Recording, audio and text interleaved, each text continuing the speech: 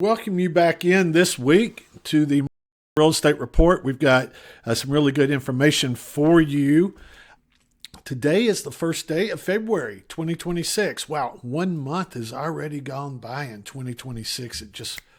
Time flies, doesn't it? So this has been a unique week for us. We had the ice storm of 2026. As I speak, there's still a lot of people, especially in Davidson County, that were without power right now. So it's been a real disrupting week for a lot of people. We certainly pray they get their power back quickly, that they're staying warm. But also weather events like that impact the real estate market. So we're going to look at this week, see what has happened with the real estate market here in Murfreesboro and Rutherford County.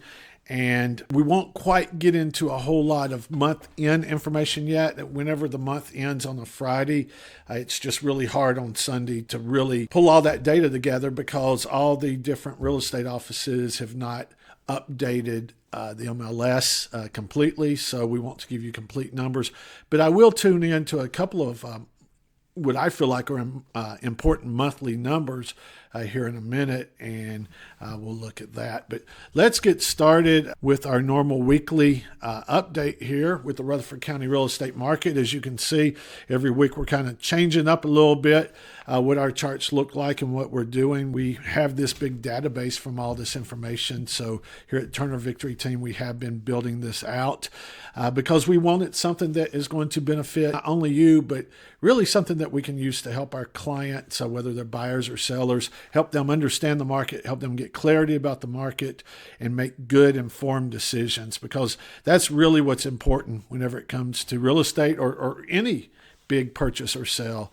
The clearer you can be on the information, the easier it is to make a good decision. So this week, one of the things that jumps out at me just right up here, right at top, 1,254 available homes this week. Now, if I go back and look, last week we had 1,313 homes. And as we go back the week before this, and you will see it in the charts, we had 1,352 homes. So this number has dropped quite a bit, which is going to be interesting moving forward. Now, with that said, it's a little bit harder to get really good photos of your house whenever there's ice and snow all over the ground. So some of this could be just because of this week that people had delayed putting their house on the market. We will find out over the next week or two whether there's a little bit of that pent-up demand, and maybe next week we'll see new listings increase even more. As we look at the different price points, one thing you can look at is our new listings. We had 59 new listings, and 64 homes went under contract. That 64 number is down over last week, down almost half of last week. But again, big weather event, so it's not unusual to see some numbers like that. But even with that said, there were 52 homes that closed this week. We did see 77 homes come off the market, either expired or canceled. But over the past 6 months, there's been 2,565 homes sold in Rutherford County. One thing we are looking at is this month's supply. We are now down below 3 months supply of inventory, and especially below 500,000. Inventory is getting a little bit tighter there, and in the 800,000. So pretty interesting information to look at as far as that goes. Let's break this down. Let's look at some charts, because I think this is really important.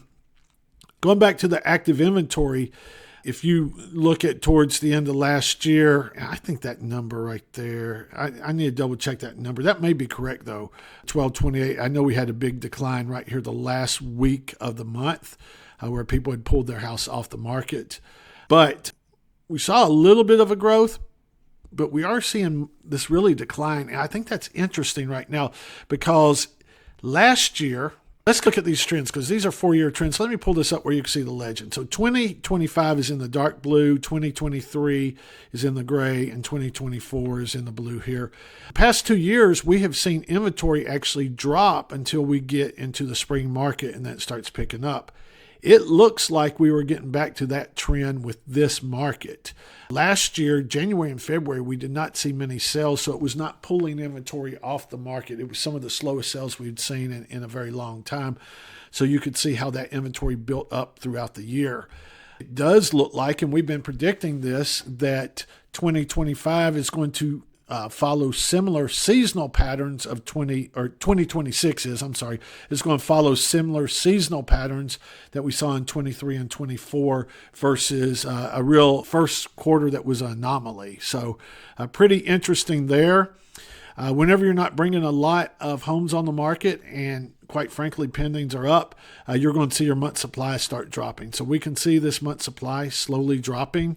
Whereas if we look back to 2025, we had homes coming on the market and not many selling. So our month supply really grew and capped out almost at 3.8. So just a little different trend than what we saw last year.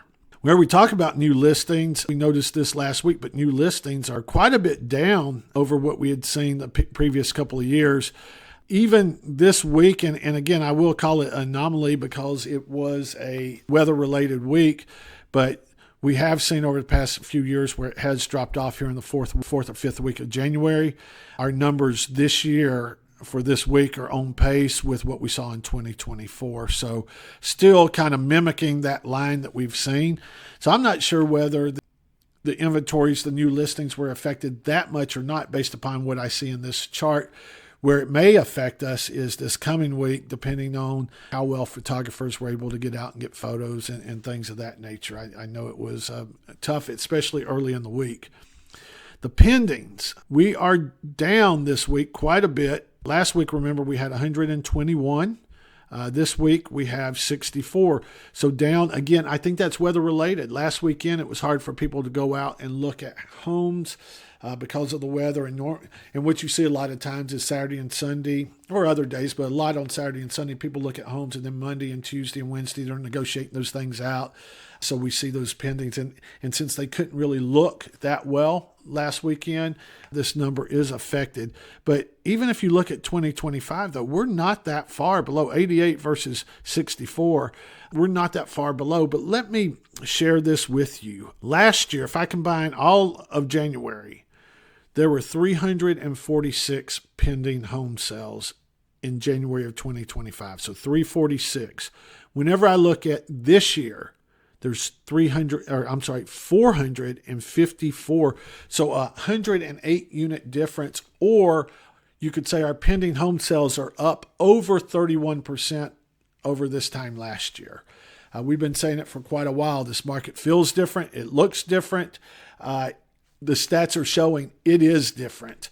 The first month being up over 31% is unbelievable. It's a huge jump. Again, we have to remember that last year was not that great of a year for the first quarter as far as pending home sales. So that comes into play a little bit, but there is a lot of pent-up demand. There's also a lot of other good things that are going on with the market. If we look at this figure right here, these are monthly closings. January right now, we're sitting at 258 closings. There will be more come in the start of this coming week. They closed on Friday and just did not get input into the system. So if you look at 258, we come back to January here, 286. I anticipate us being somewhere around that January number, maybe even up slightly, just depending on how many of those closings did not get input. So even with the bad weather last week, I do think that we're on pace to at least be right around where January's 2025 numbers were.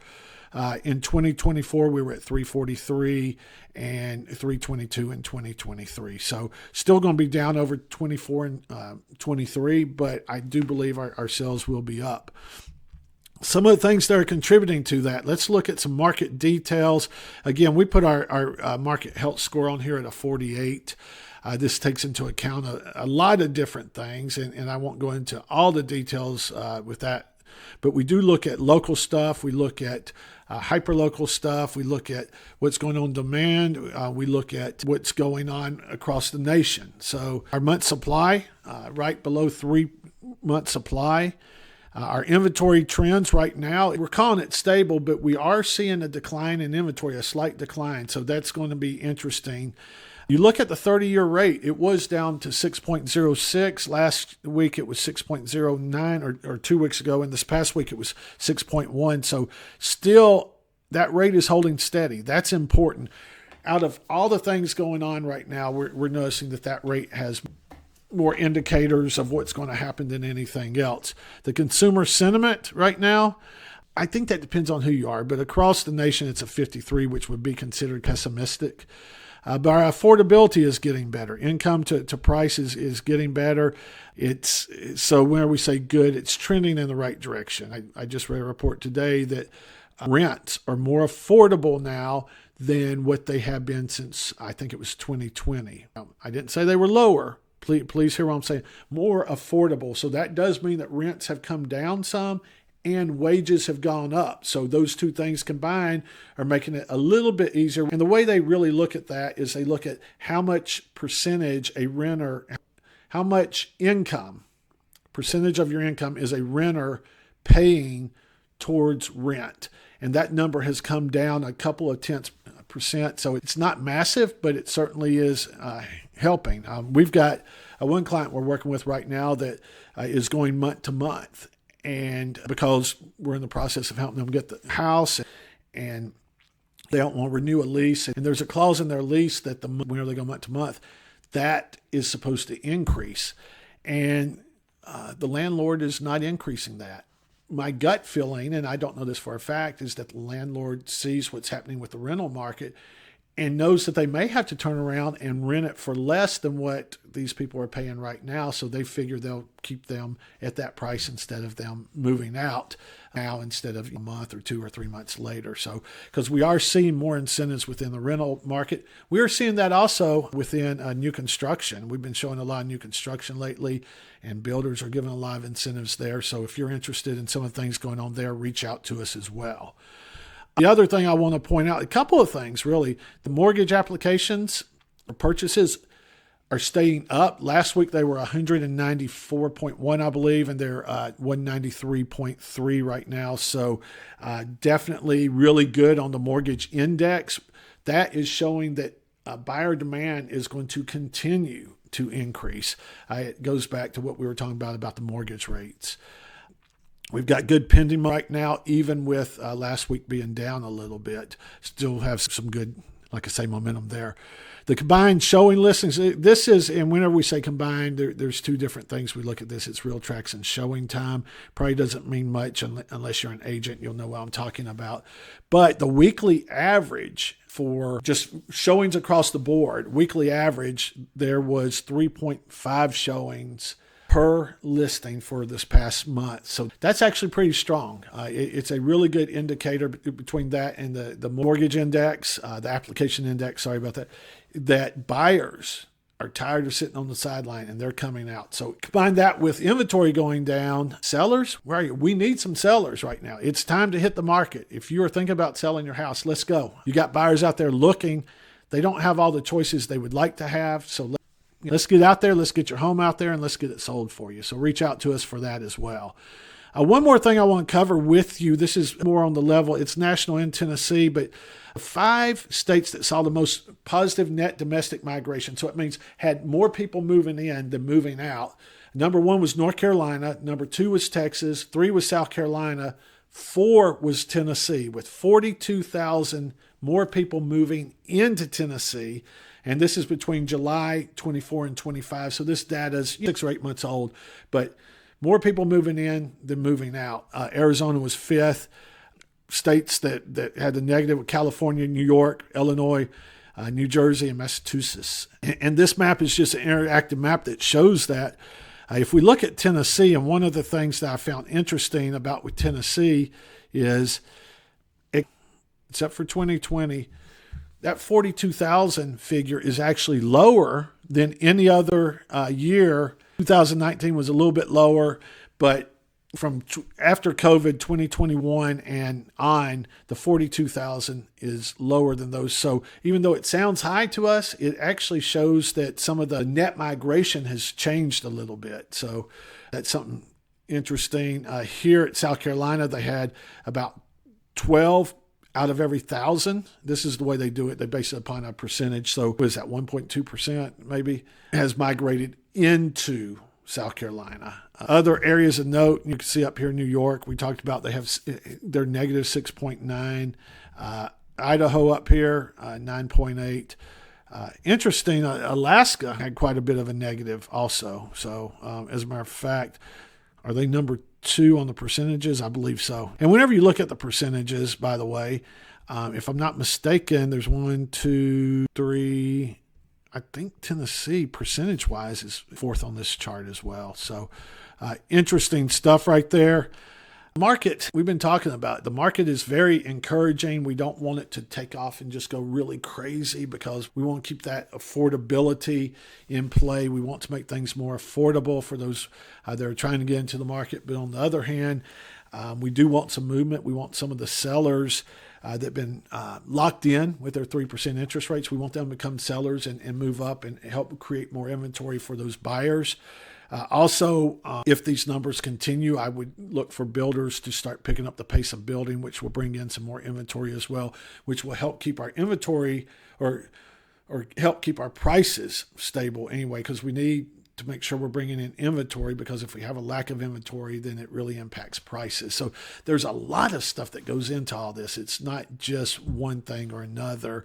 So it's very interesting, though, to look at. Another thing that may impact this, it will be interesting to see what happens with this plan Rutherford. If you've been paying attention, in Rutherford County, there is a plan Rutherford. It was voted on. It was sent back to committee because they're looking at changing some things. The big battle that I'm hearing is you want to stop growth, really slow it down or stop it, versus want to be able to keep building. In my opinion, there's something in between there. I don't know. I'm not going to say I'm wise enough to figure it out, but growing up in Rutherford County, I've lived here almost all my life. This place has really changed, and with it has come some really good things. I can remember when I used to have to drive to Hickory Hollow just to go to school. I didn't drive. I was too young, but just to go get school clothes. And you couldn't go anywhere to a halfway decent restaurant without leaving the county. So we've got all those things. You don't have to worry about that. Of course, traffic's a big thing here when people start thinking about the growth of Rutherford County. People who live on out in the county, in the rural areas, who grew up there. Seems like a lot of people that have grown up in that situation want to keep that situation. I do know this, just looking at it from a strictly real estate standpoint. If you make it harder to bring supply into this county, if there's less supply, prices are going to go up. Now, if you're a homeowner, that good for you. Let the prices go up. But if you're trying to get into the market, prices going up are not a good thing. And a lot of residents who have lived here forever, sometimes we don't think about the people that are trying to come up. The other ones that have lived here forever, the younger people, and affordability for them and how they're going to be able to purchase a house. But I also get that one of the things that makes Murfreesboro and Rutherford County so charming is the rural areas, just that quality of life. And we've lost a lot of that. Places where I used to go out and ride I like to ride bikes long distances, and places where I just went a few years ago, you can't even go there anymore because the traffic's so bad. So I get both sides of it. I'm not going to get in too much about how I feel because, quite frankly, I'm conflicted a little bit. And everybody thinks, oh, because you're a realtor that you want all this growth and everything. I'm telling you, we've got plenty of houses to sell either way. But I am on the front lines of seeing the impact, not only as a resident of Rutherford County, but also as a realtor in Rutherford County. And it's a tough juggling act. So I hope that the powers to be come up with something that makes sense for everybody. Of course, I don't know how you please everybody in this situation. But anyway, sorry to get off on that tangent a little bit, but it is something to pay attention to, because depending on what comes out of that can definitely affect Rutherford County home prices and things of that nature. Probably not this year, but on down the road as they start looking at what land can be developed and can't be developed and things like that. So this is the Murfreesboro Real Estate Report. Again, I'm John Turner with the Turner Victory team of Onward Real Estate. We bring this to you every week. We're bringing tools to our clients every week, just trying to enhance how we look at the data, how we guide you through this process. If you have any real estate questions, please reach out to us. Please comment below. Please like this, subscribe to it. But we're here to help you. This is what we do for a living. I don't know if I'd call myself a full-time realtor. I think I'm more than a full-time realtor. I had someone the other day say, you're passionate about real estate. I love it. Been doing this for a long time. I love being in this market. I love helping people out. I love trying to understand this ever-changing market. And we would like to help you understand it as best we can as well. So until next week, we hope you make it a great week, and we will see you next week. And thank you for tuning in again.